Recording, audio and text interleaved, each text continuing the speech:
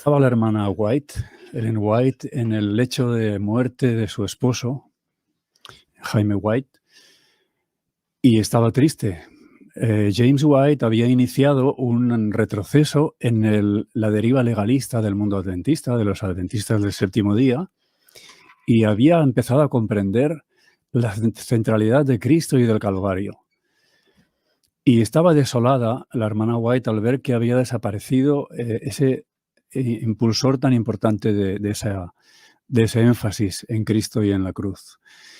Y en aquel momento el Señor le dio una información, le dio una visión a la hermana White, informándole de que no se preocupara, porque él tenía ya hombres preparados que iban a hacer esa obra. Esto sucedía en el año 1881. Unos meses más tarde, estando E.J. Wagner en una predicación de la hermana White, desapareció para él todo lo que estaba por allí y tuvo como una especie de visión. Vio a Cristo crucificado y una luz que llenaba toda la carpa. Era un día lluvioso de invierno, una luz que llenaba toda la carpa, y él se sintió que estaba solamente ante Cristo. Solo estaba Cristo y él. Y entonces comprendió que toda la Biblia estaba basada en el mensaje de salvación del amor de Cristo hacia todos los pecadores, y decidió dedicar el resto de su vida a hacerlo conocer a los demás.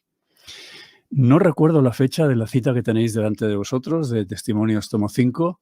No sé la fecha en la que escribió esto la hermana White.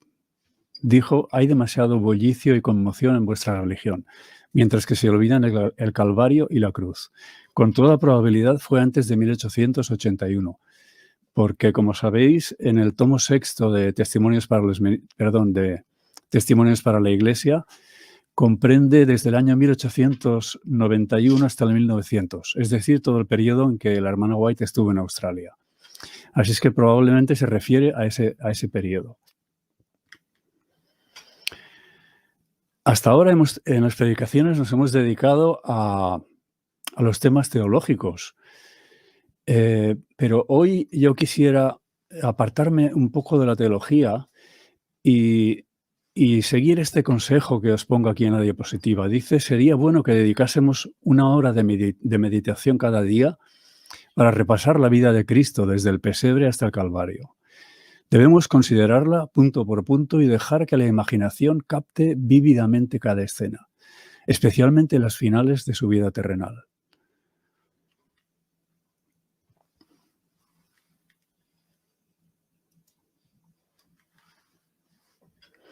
La expiación es el tema de hoy. La expiación es un asunto polémico. Desde el principio de la Iglesia cristiana del Nuevo Testamento han ido apareciendo teorías sobre la expiación. Ahí tenéis unas pocas. Yo no vamos a entrar en el detalle ese. En el escrito que podéis encontrar en la página 1888.com, allí explico algo más sobre cada una de estas 6. Estas son las 6 que yo he destacado, las 6 ideas principales sobre la expiación. Contienen probablemente más error que verdad, no nos ayudan extraordinariamente a comprender, y realmente el tema del amor de Cristo y de lo que Cristo nos dio en el don de su Hijo amado, en su sacrificio, en su vida perfecta, es tan infinitamente abarcante que está muy por encima de lo que podemos entender o imaginar, y más todavía clasificar.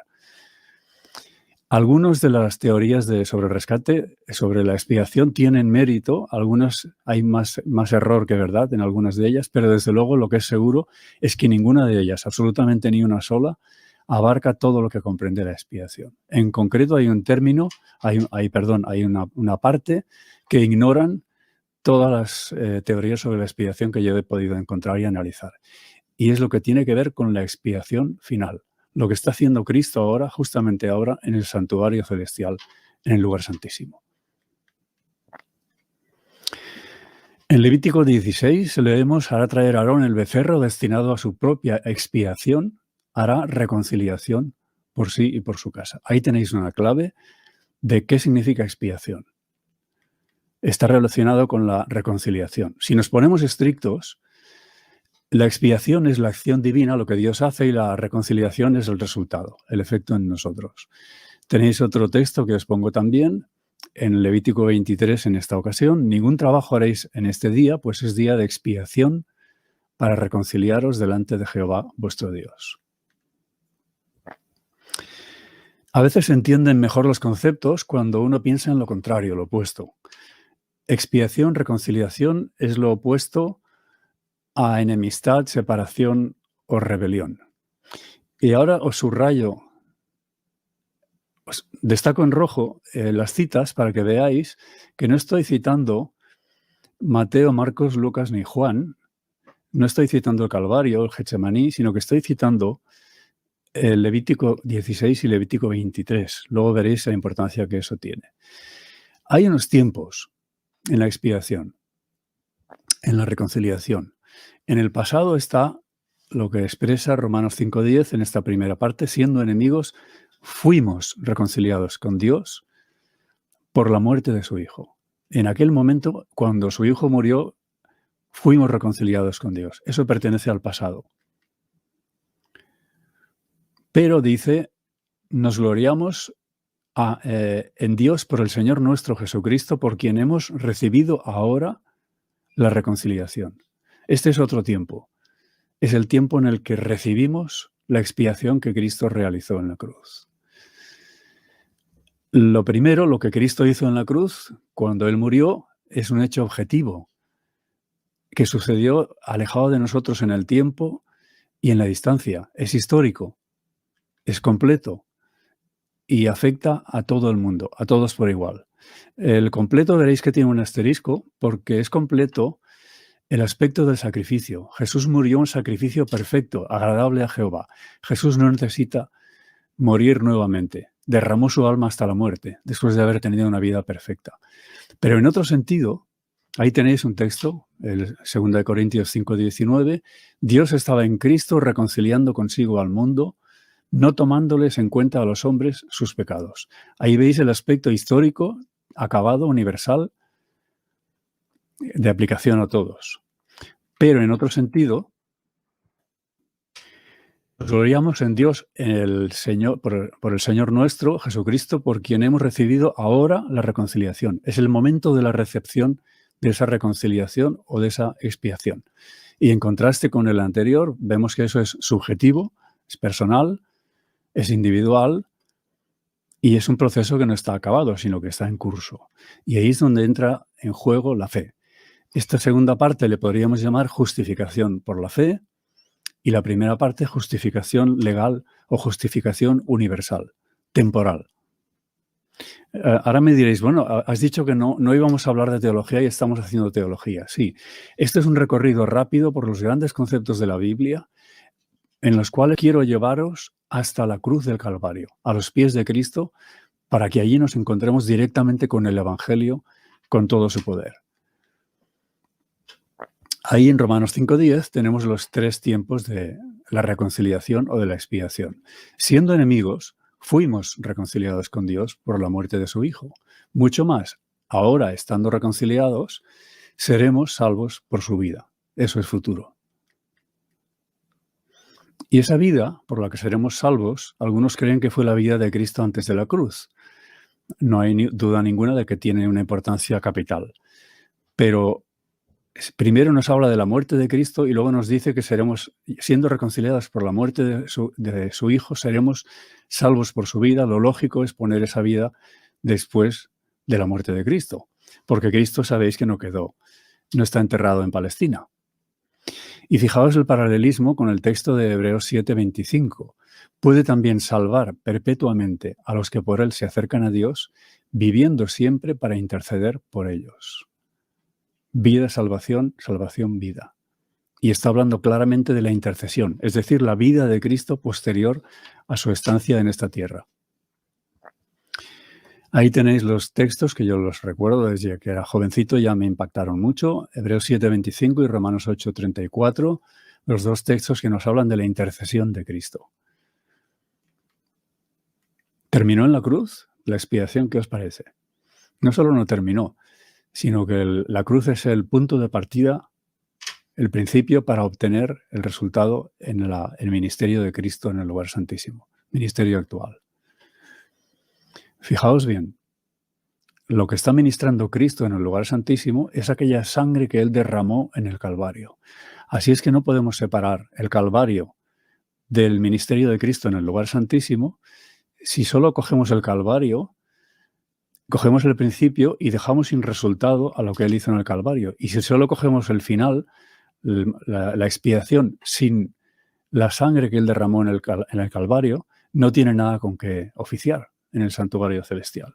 Así es que estamos continuamente en un presente que está atando lo que sucedió en el pasado con lo que sucede ahora. Y aquí veis que para comprender lo que es la expiación hemos empleado dos textos que están en Levítico 16 y Levítico 23. Esos dos capítulos están dedicados al día de las expiaciones, al final del ciclo del santuario, al día de la expiación anual, el 10º día del 7º mes.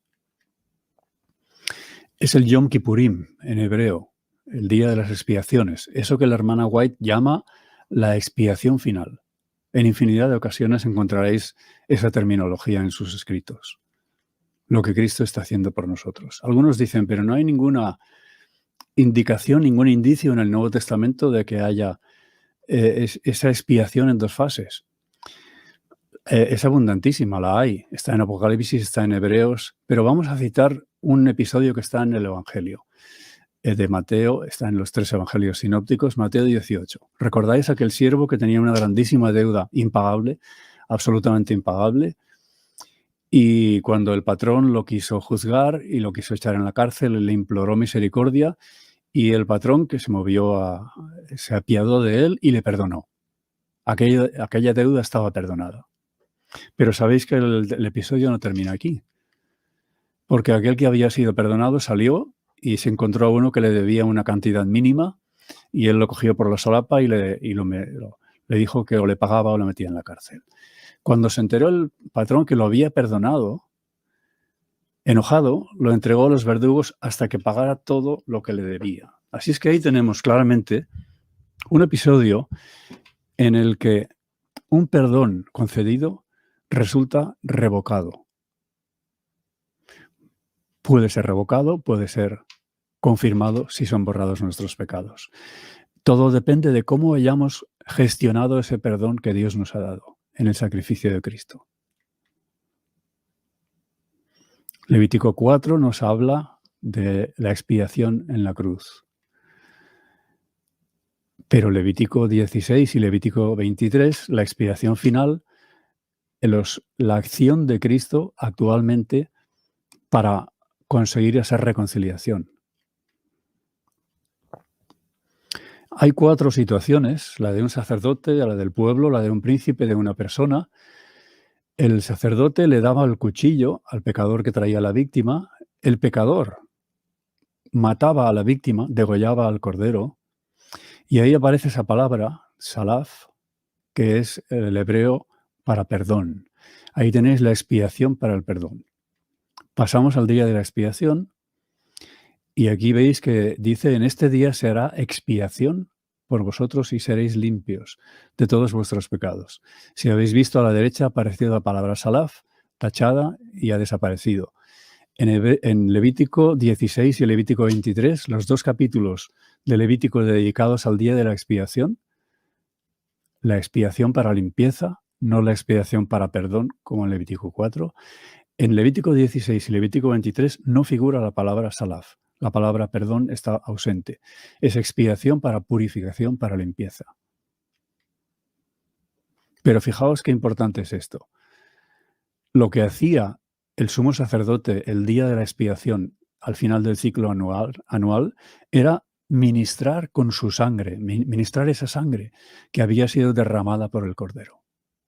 Así es que si queremos estar en sintonía, estar en armonía con el ministerio de Cristo actualmente, en el día de la expiación, en el santuario terrenal, en el lugar santísimo, obligatoriamente hemos de estar con nuestra vista puesta en Cristo y Cristo crucificado, como dijo Pablo.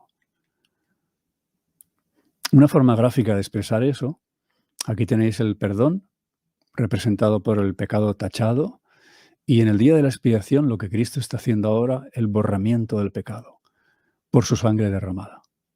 El perdón tiene por objeto la purificación y todo eso tiene por fin la preparación para la segunda venida de Cristo. ¿Qué significa expiación? Reconciliación, unidad de propósito, pensar y sentir en común, comunión. Escribió Pablo: os ruego, hermanos, por el nombre de nuestro Señor Jesucristo, que habléis todos una misma cosa y que no haya entre vosotros divisiones, sino que estéis perfectamente unidos en una misma mente y en un mismo parecer. Cuando estamos reconciliados con Dios, resulta que también estamos reconciliados entre nosotros. Ese es el efecto de la expiación. ¿Es demasiado bueno para que sea verdad? No lo parece, porque Pablo escribió: nosotros tenemos la mente de Cristo. ¿Es cierto para nosotros como era cierto para Pablo y el auditorio al que se estaba dirigiendo? Dios no quiere regresar, Cristo no quiere regresar antes de estar seguro de tener un pueblo que está perfectamente, completa, plenamente reconciliado con Él. Antes de que haya sido extirpada toda raíz de amargura. Es por eso que el Señor no retarda su promesa de la segunda venida, como algunos la tienen por tardanza, sino que es paciente para con nosotros, no queriendo que ninguno perezca, sino que todos procedan al arrepentimiento. Lutero hace ya 500 años, 501 años, en este momento 502 creo, le pareció que el libro de Apocalipsis era un libro incomprensible, era un libro que ocultaba las cosas, pero fijaos que hay una bienaventuranza, nada más empezar el libro de Apocalipsis. Bienaventurado el que lee y los que oyen las palabras de esta profecía y guardan las cosas en ella escritas, porque el tiempo está cerca. Cuando el tiempo se acercó, hubo unos creyentes, hablamos de mitad del siglo XIX, que humildemente y en oración empezaron a estudiar la Biblia, especialmente el libro de Apocalipsis, también Daniel, y se dieron cuenta de que Apocalipsis era realmente una revelación, no una ocultación. Y a partir de ahí dedujeron, por su estudio, que había llegado la hora de su juicio, el juicio de Dios. Eso les llevó a descubrir su misión, que es nuestra misión, y está comprendida especialmente en el mensaje de los 3 ángeles, de los cuales el primero lo tenéis en vuestra pantalla. Y ese mensaje, esa misión, consistía en predicar el Evangelio en el contexto de la hora de su juicio.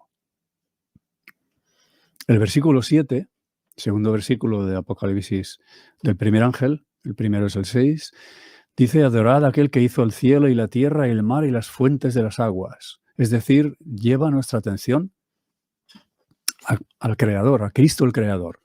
Cristo obró durante 6 días en la creación y el sábado, por haber sido su obra perfecta y completa, acabada, reposó. Cuando vino Cristo a esta tierra, estuvo obrando y un 6º día dijo: consumado es, y el 7º día descansó. Cuando reposamos, cuando guardamos el sábado, estamos reposando en la perfecta obra de Cristo en la creación y en la perfecta obra de Cristo en la redención. Estamos descansando de nuestras obras imperfectas, de nuestro pecado, y reposando, poniendo nuestra confianza totalmente en su obra perfecta.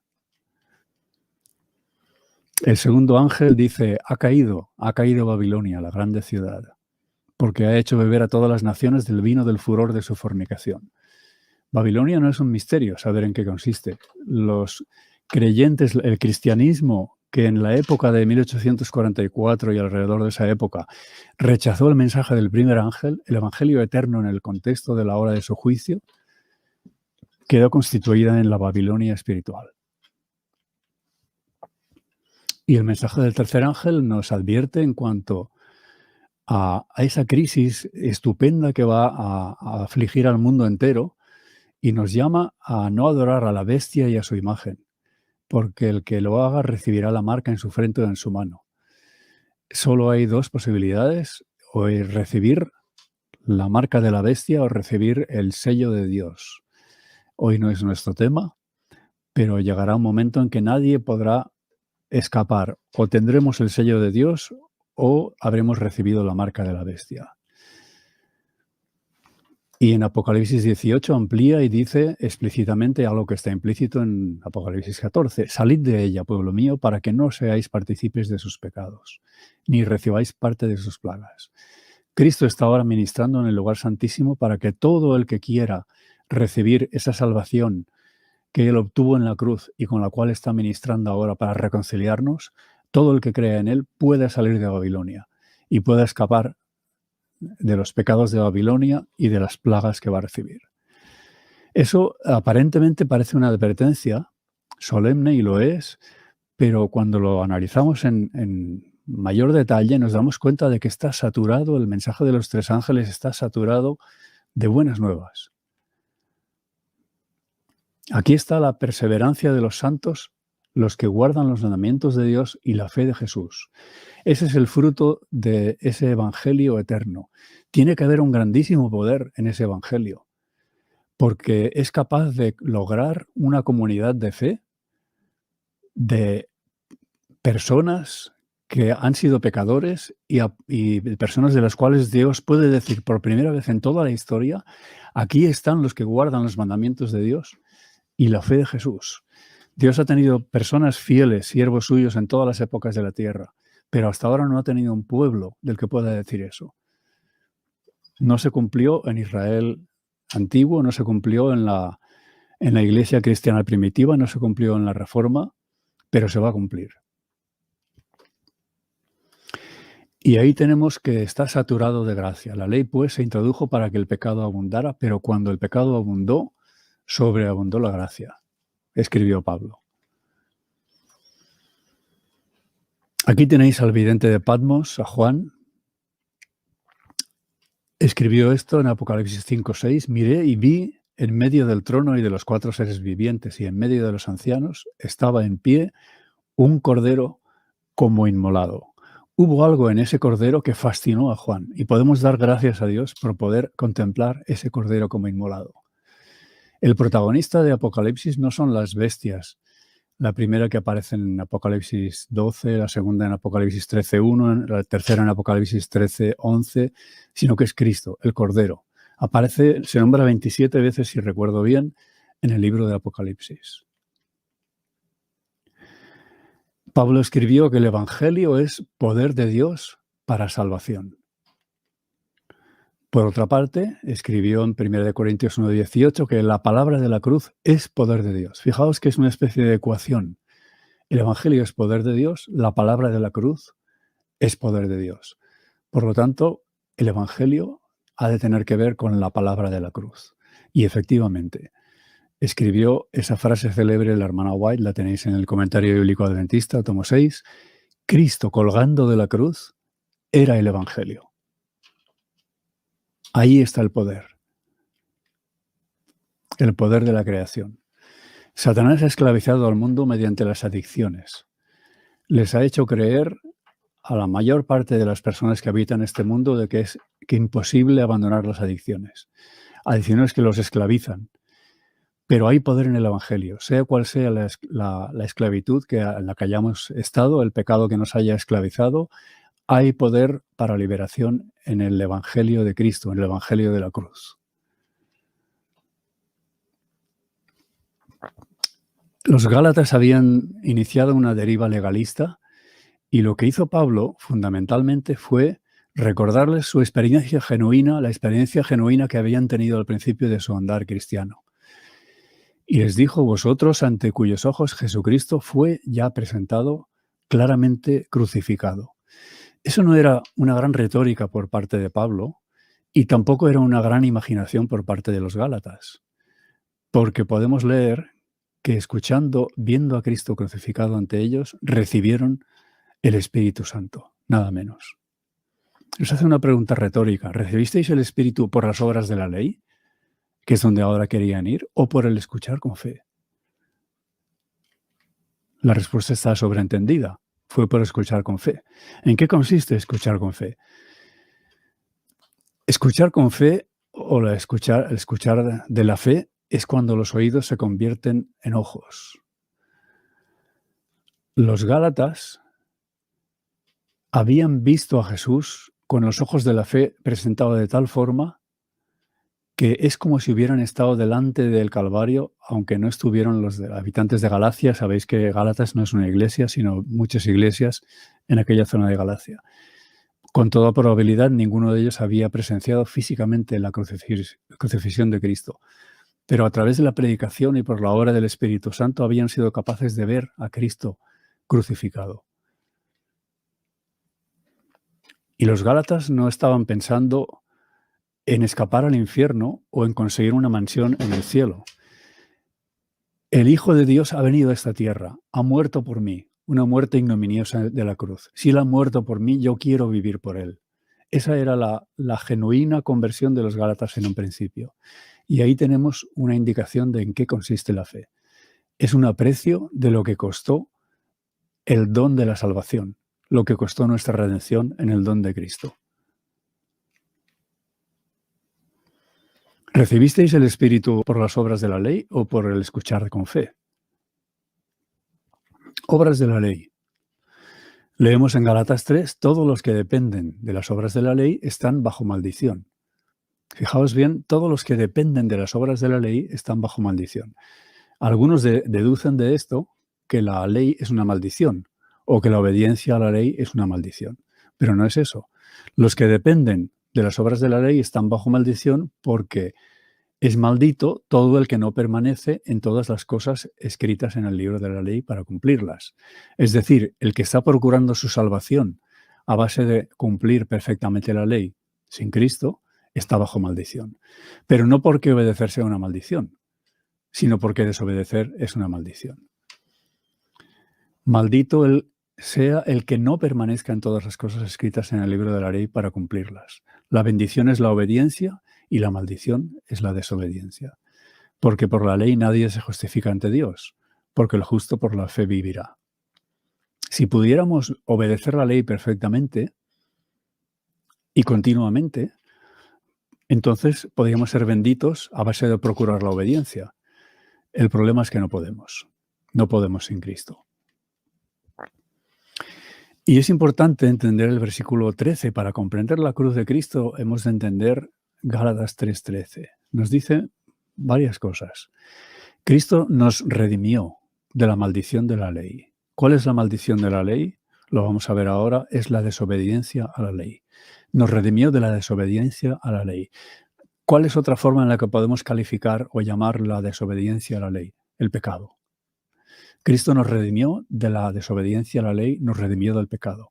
Nos redimió de la maldición de la ley. ¿Cuál es la maldición de la ley? Volvemos a insistir. Maldito sea el que no permanezca en todas las cosas escritas en el libro de la ley. Así es que ha de quedar claro para siempre que la maldición no es la obediencia, sino la desobediencia a la ley. Pues de eso es de lo que Cristo nos redimió, de la maldición de la ley, de desobedecer la ley. ¿Qué es lo que hizo? Nos redimió de la maldición. ¿Pero cómo lo hizo? Haciéndose maldición por nosotros, haciéndose desobediencia, haciéndose pecado por nosotros.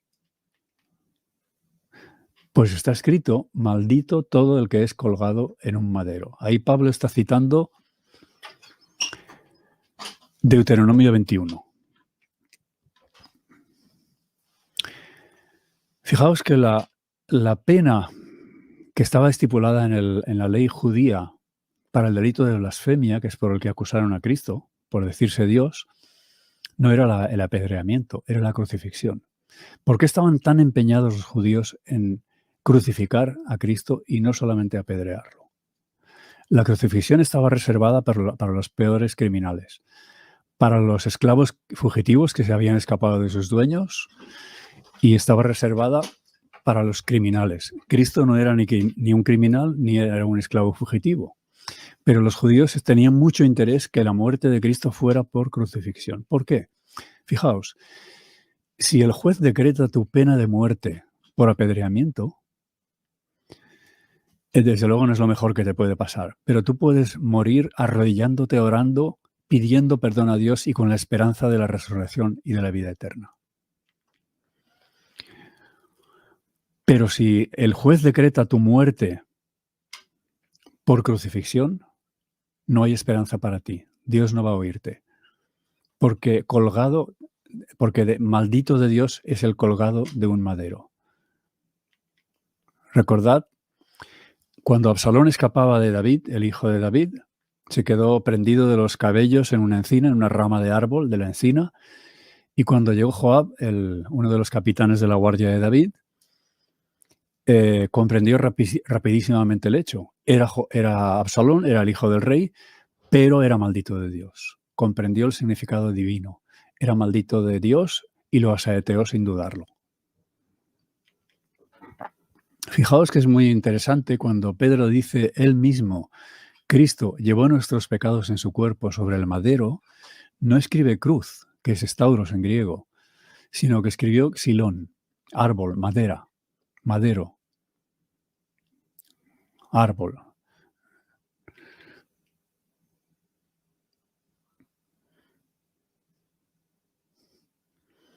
Maldito por Dios es el colgado en un madero.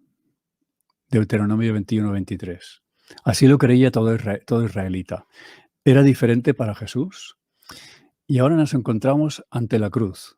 Y fijaos que vamos a hacer una excursión por la cruz, pero no vamos a hacerla basados en los evangelios, en el Nuevo Testamento, pero vamos a basarnos en la Biblia. Esta vez en el Salmo 22. Podríamos hacerlo en el Salmo 18 y en el 69 también. Dios mío, ¿por qué me has desamparado? Es como empieza el Salmo. Y al final, algunos creen que las últimas palabras de ese Salmo en hebreo es una sola palabra. Se podría traducir como consumado es. En las Biblias habituales está traducido en 5 palabras. En el Salmo 22 encontramos no las palabras que Cristo pronunció en la cruz, sino encontramos los sentimientos que atravesaron su mente, su sentir, su oración durante aquel periodo entre que dijo, Dios mío, ¿por qué me has desamparado? Y entre que clamó, consumado es. Dios mío, ¿por qué me has desamparado? ¿Por qué me has abandonado? ¿Por qué estás tan lejos de mi salvación y de las palabras de mi clamor? Dios mío, clamo de día y no respondes, y de noche y no hay para mí reposo. Hermanos, es muy importante que entendamos este texto, el versículo 1 del Salmo 22. Cuando Cristo dijo, Dios mío, ¿por qué me has desamparado? Cristo no estaba diciendo, Dios mío, ¿por qué mi propio pueblo me está crucificando y me ha negado? No está diciendo, ¿por qué mi familia me ha rechazado?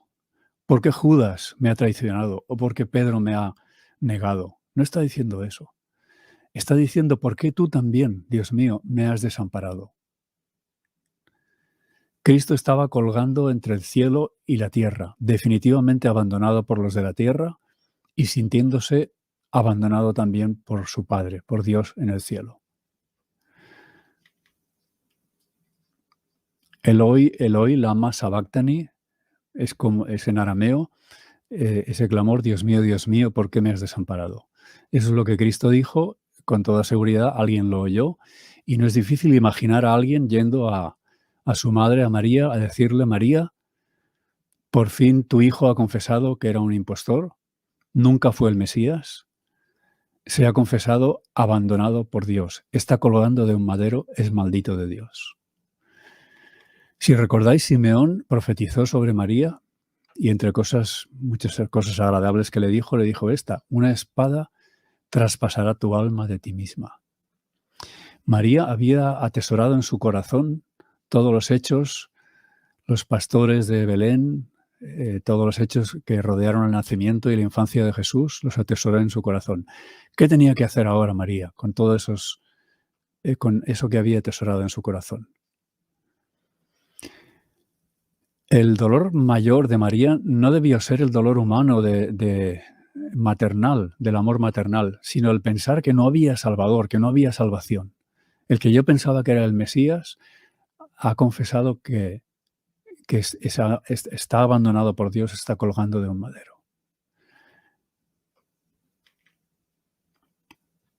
En ti esperaron nuestros padres, esperaron y tú los libraste. Clamaron a ti y fueron librados. Confiaron en ti y no fueron avergonzados. Pero yo soy gusano y no hombre, oprobio de los hombres y despreciado del pueblo. Yo no he conocido a nadie que le guste compararse con los gusanos. Es algo que atenta contra nuestra dignidad. Pero Cristo, cuando tomó nuestros pecados sobre sí, sobre su cuerpo en el madero, se sintió así, como un gusano. No solo como un gusano, fijaos que la serpiente y el gusano tienen una cierta similitud. ¿Recordáis un episodio en Números 21, donde Dios mandó a Moisés erigir sobre un polo, sobre un asta, una serpiente, a semejanza de las serpientes que estaban picando, mordiendo con su mordedura ponzoñosa a los israelitas que estaban muriendo en el desierto? Y Dios le mandó a hacer a esa serpiente. ¿Por qué no le mandaría poner un cordero o quizá una paloma en lugar de una serpiente, que es el símbolo del pecado? Porque Jehová cargó en él el pecado de todos nosotros. Tus pecados, los míos, los de todo el mundo. Porque al que no conoció pecado, por nosotros lo hizo pecado. Nos redimió de la maldición de la ley, haciéndose maldición por nosotros. En la Biblia encontramos diversos lugares que nos explican que Cristo fue hecho algo que no era antes de venir a este mundo. Fue hecho carne, sangre y carne como los hermanos. Nació de mujer y bajo la ley para redimir a los que estaban bajo la ley. Fue hecho nuestro hermano. Murió la muerte para que nosotros no tengamos el temor de la muerte. Se sintió como un gusano. Fue hecho maldición y fue hecho pecado. Ya veis que el evangelio de la cruz de Cristo no es el evangelio de la autoestima. Dios mío, ¿por qué me has desamparado? ¿Por qué estás tan lejos de mi salvación y de las palabras de mi clamor? Dios mío, clamo de día y no respondes, y de noche y no hay para mí reposo. Alguno se puede preguntar, pero ¿por qué cita la noche si era de día cuando estaba en el Calvario? Pero hermanos, el Calvario comenzó en el Getsemaní. Era en el Getsemaní cuando Cristo apuró aquella amarga copa. Jesús cayó postrado, vencido por el horror de una gran oscuridad. La humanidad del Hijo de Dios temblaba en esa hora penosa. Había llegado el momento pavoroso que había de decidir el destino del mundo. La suerte de la humanidad pendía de un hilo. Le rodeó el horror de densas tinieblas. Pesaban sobre él los pecados del mundo. La divina luz de Dios desapareció de su vista y él pasó a manos de las potestades de las tinieblas. La copa misteriosa tembló en su mano.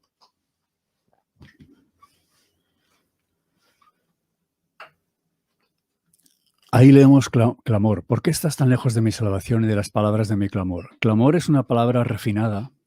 Dios mío, clamo de día, en nuestro vocabulario occidental. Pero el clamor, la palabra hebrea que expresa eso, no es una palabra refinada, sino que es la forma de referirse al alarido, al berrido, al grito lastimero del animal que se ha visto atrapado en una trampa e intuye con terror cuál va a ser su final inexorable.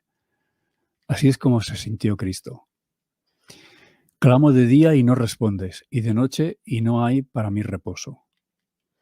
Era de día cuando el ladrón crucificado a su derecha, fijaos que había muy pocos en aquel momento que reconocieran al Señor como el Señor de la gloria.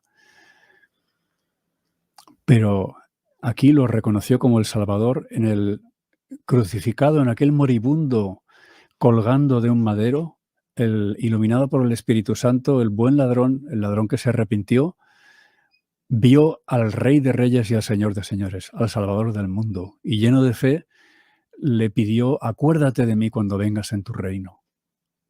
La respuesta de Jesús no tardó. De cierto te digo hoy, estarás conmigo en el paraíso. Ese bendito diálogo tenía lugar por la mañana y lucía el sol. Pero cuando llegó la hora de sexta, que son las 12, Hubo tinieblas sobre toda la tierra hasta la hora de novena, hasta las 3. A la hora novena las tinieblas se elevaron de la gente, pero siguieron rodeando al Salvador. Eran un símbolo de la agonía y horror que pesaban sobre su corazón. Me he escurrido como aguas, y todos mis huesos se descoyuntaron. Mi corazón fue como cera desliéndose en medio de mis entrañas. Horadaron mis manos y mis pies. La gloria de Dios y su presencia sostenedora le habían abandonado. La desesperación le aplastaba con su peso tenebroso. Las dudas asaltaron al moribundo Hijo de Dios. No podía ver a través de los portales de la tumba. Ninguna esperanza resplandeciente le presentaba su salida del sepulcro como vencedor, ni la aceptación de su sacrificio de parte de su Padre. El Hijo de Dios sintió hasta lo sumo el peso del pecado del mundo en todo su espanto. Es decir, sintió la condenación que sentirán los perdidos finalmente cuando la misericordia no interceda. El desagrado del Padre por el pecado que Él había tomado, por tu pecado y por el mío, que Él había tomado sobre sí, y la penalidad de éste, la muerte, era todo lo que podía vislumbrar a través de esas pavorosas tinieblas. Fijaos que Cristo murió el equivalente a la segunda muerte de la que nos libra. Es cierto que Cristo resucitó, pero su vivencia, su experiencia en el momento de morir fue la de el adiós a la vida para siempre, la caída en ese pozo sin fondo, esa desaparición eterna de la vida, esa extinción de la vida, esa separación eterna del Padre.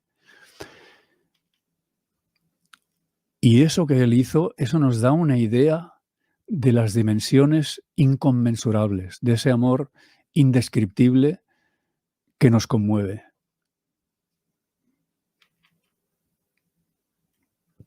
Quizá en algún momento habéis sentido que vuestros pecados están gravosamente pesando sobre vosotros y que amenazan con aplastaros. La Biblia nos trae buenas nuevas.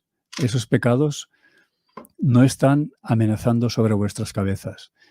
Aplastaron a Jesús, Jehová puso en él el pecado de todos nosotros, lo aplastaron a él.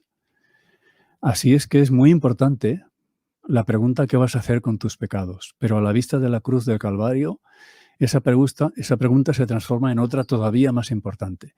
¿Qué vas a hacer con Cristo? No podrás eludir esa pregunta indefinidamente. O te encontrarás entregado a Cristo totalmente o te encontrarás guerreando contra Cristo. Jesús temía que el pecado fuera tan ofensivo para Dios que su separación resultara eterna. Sintió la angustia que el pecador sentirá cuando la misericordia no interceda más por la raza culpable. El sentido del pecado que atraía la ira del Padre sobre él como sustituto del hombre fue lo que hizo tan amarga la copa que bebía el Hijo de Dios y quebró su corazón. No fue el lanzazo, no fue el padecimiento de la cruz lo que causó la muerte de Jesús. Fijaos bien que muchos tienen una idea equivocada sobre esto. Muchos discuten si fueron más bien los romanos o si fueron más bien los judíos los que mataron a Jesús. Pero ni fueron unos ni los otros, fuimos tú y yo. Fueron tus pecados y fueron los míos. Murió por quebrantamiento del corazón. Su corazón fue quebrantado por la angustia mental. Fue muerto por el pecado del mundo. Repartieron entre sí mis vestidos y sobre mi ropa echaron suertes.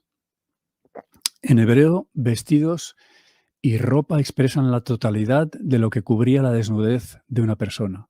Ningún artista ha reproducido los cuadros de la crucifixión de Cristo tal cual era.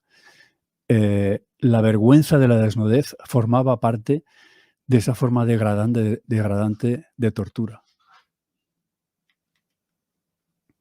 Todos los que me ven se burlan de mí, tuercen la boca y menean la cabeza, diciendo, se encomendó a Jehová, líbrelo él, sálvelo, puesto que en él se complacía. La burla a veces es más difícil de resistir que la agresión física o la persecución. Y no hay duda de que la burla, el escarnio, va a formar parte de esa marca de la bestia, esa prueba a la que tendremos que enfrentarnos. Sabéis que la fe no se basa en demostraciones, sino que se edifica y se cultiva sobre las evidencias. Mientras todo va bien, la fe y los sentimientos corren parejos, pero cuando la fe es puesta a la prueba, desaparecen las evidencias y la fe nos dice una cosa y los sentimientos nos dicen otra. La fe nos dice que nos podemos aferrar a las promesas divinas. Aquí tenéis una. No temas, que yo soy contigo. No desmayes, que yo soy tu Dios que te esfuerzo. Siempre te ayudaré. Siempre te sustentaré con la diestra de mi justicia. En el momento de la prueba la fe nos dice eso, pero los sentimientos nos dicen otra cosa. Estás tan empedernido en el pecado, has sido tan reincidente, que Cristo, Dios no puede perdonarte, no puede perdonarte. No hay remedio para tu situación.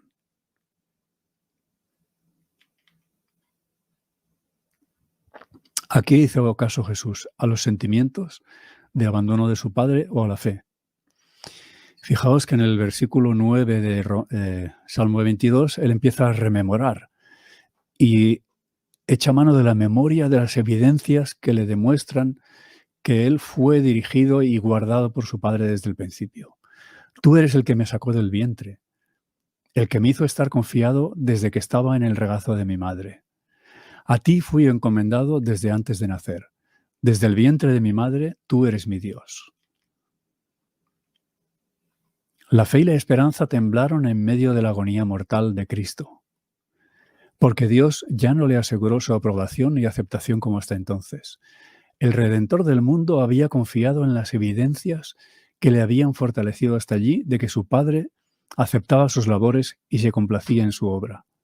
Fijaos que Cristo está actuando por la fe, no por la evidencia, no por un conocimiento sobrenatural como Dios.